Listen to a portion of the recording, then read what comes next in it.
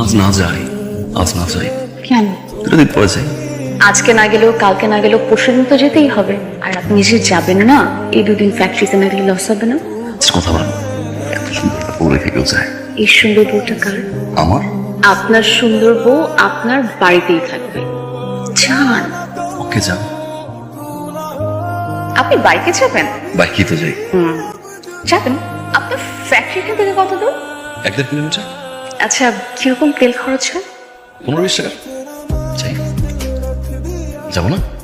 যাবেন, তবে বাইকে না। কেন? আপনিও না। এই যে দেখেন, আপনি সারাদিন বাসায় থাকেন, তারপর বাইকে করে ফ্যাক্টরিতে যান। ফ্যাক্টরিতে এসে আবার বসে থাকেন। তারপর কি করে? বসে বসে আপনি কাজ করেন।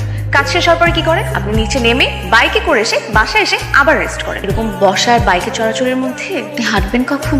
হাঁটতে হবে না। শুনেন, প্রতিটা মানুষের প্রতিদিন 20 মিনিট করে হাঁটা উচিত স্বাস্থ্য ভালো রাখার জন্য। আপনি যদি ভবিষ্যতে স্বাস্থ্য খারাপ হয়, তখন কে কান্না করবে বলেন? আপনি কাঁদবেন আমার জন্য? আমি আমার হাজবেন্ডের জন্য কাঁদবো না? আর এছাড়াও বাইক আমার খুব ভয় লাগে। অ্যাক্সিডেন্ট হয়ে যায়, তেল বেশি খরচ হয়। আপনি কি ভেবেছেন আমি এটা বলবো? বাইকের অ্যাক্সিডেন্ট আমি আসলে খুব ভয় পাই। বাইকে যাওয়া যাবে না।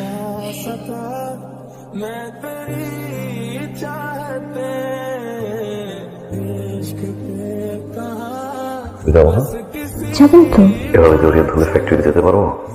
আমি তো আপনাকে ফ্যাক্টরিতে না যাওয়ার জন্য জড়িয়ে ধরি না। কিসের জন্য জড়িয়ে ধরছেন? এই যে আপনি একটু পরে ফ্যাক্টরিতে যাবেন, তারপর আমি আপনার জন্য লাঞ্চ নিয়ে যাবো। আপনি যতক্ষণ পারফিউম মাখলেন, আপনাকে জড়িয়ে ধরে আপনার পারফিউমটা আমি মেখে নিলাম। খালি খালি পারফিউম অপচয় করে কি লাভ বলুন? ওমা, ঘড়ি পড়েননি? আমি এনে দিচ্ছি। আম্মা, আব্বা, এই যে কি করো? একটু শাক সবজি খাবো তো, সেই জন্য বাগানে আসলাম শাক তুলতে। শাক খাবার, সবজি খাবার তো আমাকে বললো হয়, বাজার থেকে নিয়ে আসি আমি। এই কথা আমি বলছি, আমাকেও শাক তুলতে পাঠিয়ে দিল। বৌমা বললো ক্ষেতের শাকগুলা টাটকা হবে, ফরমালিনও নেই, সেজন্যই তো তুলতে আসলাম বাবা। আম্মা, তোমার বৌমা কিন্তু বেশি বেশি করতেছে আম্মা। এটা কেমন ধরনের কথা? শাকসবজি খেতে ইচ্ছা করলে কি খেতে পাঠাই দিবে? বাইক চালাতে পারি? একদম পারতেছি না। প্রতিটা মানুষের 20 মিনিট হাঁটা উচিত। আর 20 মিনিট হাঁটতে গিয়ে যে আমার 1 ঘন্টা হাঁটতে হচ্ছে, এটা বুঝো না? অবশ্যই 20 মিনিট হাঁটবো, 20 মিনিট, 1 ঘন্টা হাঁটবো। আম্মা, কি বলতেছে এগুলা? এই খবরদার, আমার বৌমার নামে একটাও বাজে কথা বলবি না। বাবারে বাবা, কি টান বৌমার জন্য! এটা কি বাসা? ওটা তো বাসা নাই, হসপিটাল। আর মনে হয় ডাক্তার আন্ডারে আছি। কোনো কিছু খাইতে হলে এই সমস্যা, ওই সমস্যা, হ্যান সমস্যা, ত্যান সমস্যা, এই হাঁটো, ওই হাঁটো, কি ডাক্তার?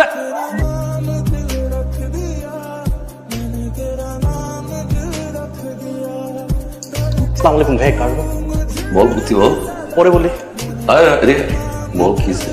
আসলে ভাইয়া, আমার মেয়েটা তো কালকে রাত থেকে অনেক সিক। ওর মা হসপিটাল নিয়ে গেছে চিকিৎসার জন্য। মেবি হসপিটালে কিছুদিন ভর্তি রাখা লাগবে। আগামী মাসের বেতনটা যদি অগ্রিম দিতে পারতেন তাহলে খুব সুবিধা হতো। জামালের কাছে যা, স্যালারি অ্যাডভান্স নেওয়ার দরকার নেই, ফান্ড থেকে নিয়ে যা। আমার কথা বল, আর না শুনলে আমার একটা ফোন দিয়ে দে। আর হসপিটাল থাক, আসার দরকার নেই ফ্যাক্টরিতে। হ্যাঁ, ওয়ালাইকুম আসসালাম। এটা আপনি কি করলেন? কি করলাম? এই যে একজন মানুষ এসে আপনার কাছে টাকা চাইল আর অমনি আপনি টাকাটা দিয়ে দিলেন।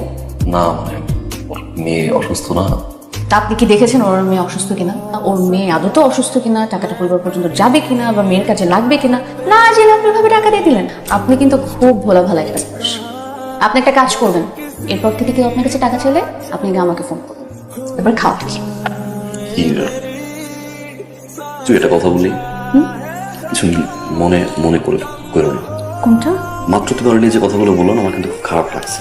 ও কিন্তু ছোট থেকে আমাদের এই ফ্যাক্টরিতে না, ও যদি মিথ্যা কথা বলেও নেয়, ওর কিন্তু অধিকার আছে। কোনো সময় কিন্তু বলে না বা চায় না।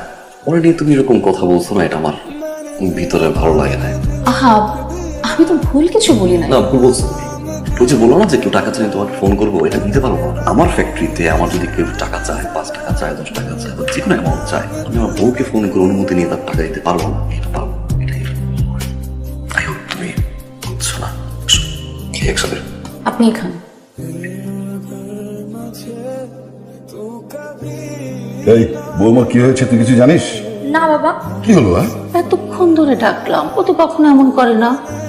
বিশাল বাবা, এদিকে আসো। বাবা, বৌমা কখন থেকে দরজা লাগিয়ে বসে আছে, এত ডাকলাম খুলছে না, কি হয়েছে বাবা? আচ্ছা, আমি দেখছি তোমার বস।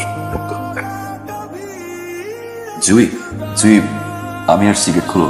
যা বলার ওখান থেকেই বলেন। এখানে বসে কিভাবে কথা বলি? গেট খুলো প্লিজ, আমাকে কনফারেন্স করতে দাও। কি কনফেস করতে চান আপনি? ফ্যাক্টরিতে সবার সামনে বকা দেওয়া ঠিক হয়নি। I realised I sorry. আমি যে ভুল করছি যেন 5টা শাড়ি আনা উচিত ছিল, কিন্তু আমি আনিনি। অপচয় হবে এই জন্য। শুনেন, আপনি যদি মনে করেন আমার ফাইজলামি করার মুড আছে, কিন্তু একদমই নেই। আমার সাথে কোনো ধরনের ফাইজলামি করবেন না। আমি করছি না, কিন্তু খালি হাতেও আসিনি। আসার সময় তোমার জন্য একটা গোলাপ ফুল নিয়ে আসছি। কিনে নিয়ে আসিনি, বাগান থেকে তুলে নিয়ে আসছি। ফুল তোলার সময় হাতে আবার যেটা কাটাও ঢুকছে। প্লিজ একটা বার দেখো না।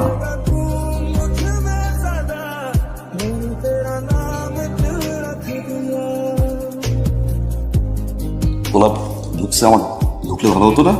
ফুলটাকে ঢুকতে না দিলে ফুলটার অপচয়। আপনার ঢুকতে হবে না। প্লিজ জান, ভালোবাসি তো।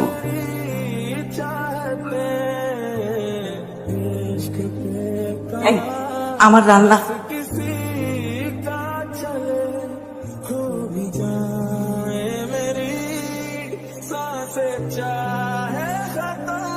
দেখলি, এই হচ্ছে পুরুষের 1 ছটাক ভালোবাসা। একটা হাতে গোলাপ ধরিয়ে যে গেছে তো গেছে, আশার কোনো নামই নাই। এখন কি হচ্ছে? সময়ের অপচয় হচ্ছে না? বোকা মানুষ। বাবা সরি। ওয়ালাইকুম আসসালাম। আমি তোমাকে যেদিন প্রথম দেখেছিলাম সেদিনই আমার মনে হয়েছিল যে আমার মেয়ের জামাই হিসেবে তোমার চেয়ে ভালো আর কেউ হতে পারে না। মানে কোনো মেয়ের জামাই বিয়ের এত অল্প সময়ের মধ্যে তার শ্বশুরকে দেখার জন্য ব্যাকুল হয়ে ওঠে।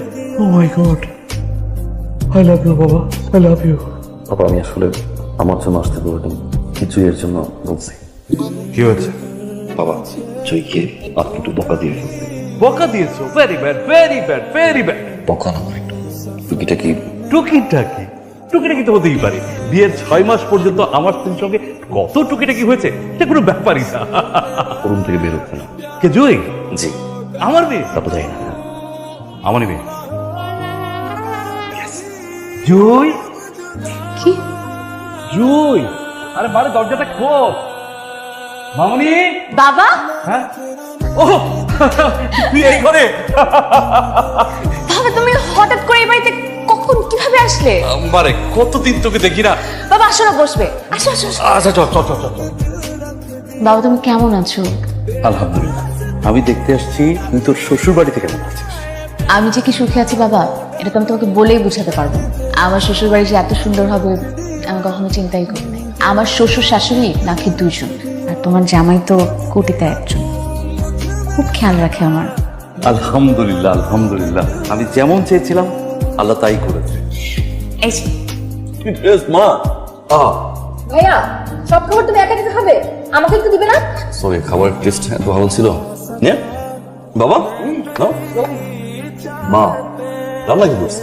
সব রান্না আমার বৌমা করেছে। মা মা ওয়ার্ল্ড বেস্ট শেফের অ্যাওয়ার্ডটা মনে হয় দেওয়া উচিত। বাবা বৌমা, তুমি বসে যাও, একসাথে খাই। সব একটু চা নিন।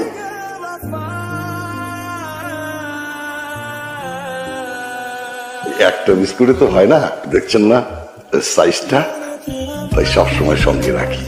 নিন না প্লিজ। না না ঠিক আছে, আমার একটা তো চলবে। আমার অবশ্য অভ্যেস হয়ে গেছে। আসলে আমার মেয়েটা বরাবরই এমনই মিতব্যয়ী। ভেবেছিলাম বিয়ের পর বুঝি ঠিক হয়ে যাবে। আপনাদের সমস্যা হচ্ছে না তো? সমস্যা কি আছে? ওরেগুলি আমরা ছেলে মানুষ হিসেবেই ধরি, একসময় ঠিক হয়ে যাবে। ভাবি জানেন, আমার পূর্বপুরুষ জমিদার ছিল। টাকা পয়সা ধন দৌলত কোনো কিছুর অভাব ছিল না। কিন্তু ওই যে জমিদারি যে প্রথা, আমি অনেকটা সেরকমই হয়ে গেলাম। বদ অভ্যেস, ইচ্ছে মতো খরচ করেছি, টাকা পয়সা উড়িয়েছি, জমি জমা বিক্রি করেছি। করতে করতে একসময় সব শেষ হয়ে গেছে। কিন্তু একটা সময় আমার স্ত্রী অসুস্থ হয়ে পড়ল। অসুস্থতার কারণটা ডাক্তার বলল তার ক্যান্সার ধরা পড়েছে। ক্যান্সারের চিকিৎসাটা অনেক ব্যয়বহুল।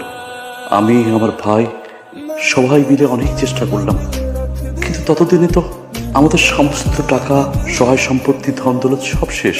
অর্থের সংকুলন না হয় চিকিৎসার অভাবে আমার স্ত্রী মরে গেল। জানেন ভাবি, একজন সন্তানের সামনে টাকার অভাবে মায়ের মৃত্যু যে কি কত বড় বেদনাদায়ক আপনাদের তা বলে বোঝাতে পারবো না। তখন থেকেই মেয়েটা এমন একটা সময় আসলো যখন ওর পড়াশোনার খরচটা চালাতে পারছিলাম না। ওর পড়ার খরচ টিউশনি করে নিজেই চালাতে লাগে। এরপর থেকেই বিনা প্রয়োজনে কোনো কিছু খরচ হতে দেখলে ও মেনে নিতে পারে না, কোনো অপচয় পছন্দ করে না। আপনারা যদি ক্ষমা সুন্দর দৃষ্টিতে দেখেন তাহলে আমি খুশি হব।